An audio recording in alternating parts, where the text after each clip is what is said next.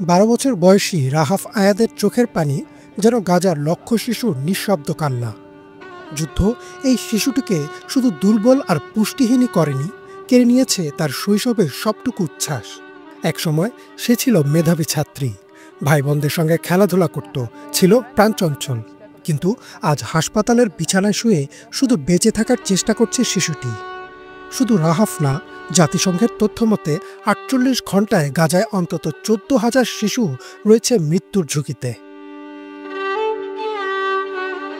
মে মাসে গাজার ইউরোপিয়ান হাসপাতালে বোমা হামলার পর অল্পের জন্য প্রাণে বেঁচে যায় রাহাফ ও তার পরিবার।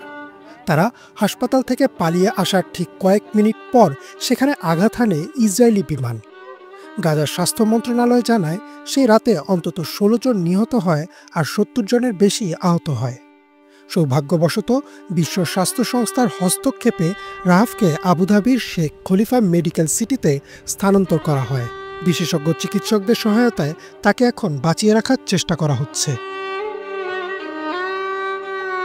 কিন্তু প্রশ্ন থেকেই যায়, রাহাফের ভাগ্য হয়তো ভালো ছিল, কিন্তু গাজার বাকি শিশুদের ভাগ্যে কি আছে?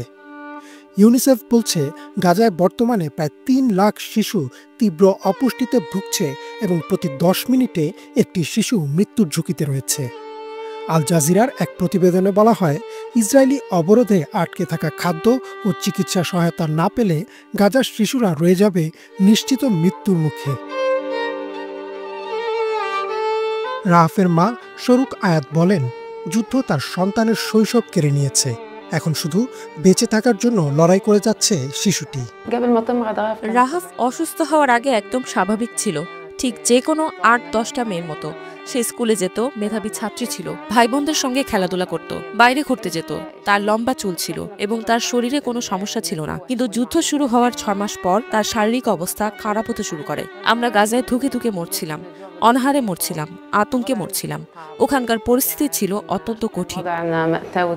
বিবিসির প্রতিবেদনে উঠে এসেছে গাজার শিশুদের মানসিক অবস্থার ভয়াবহ চিত্র।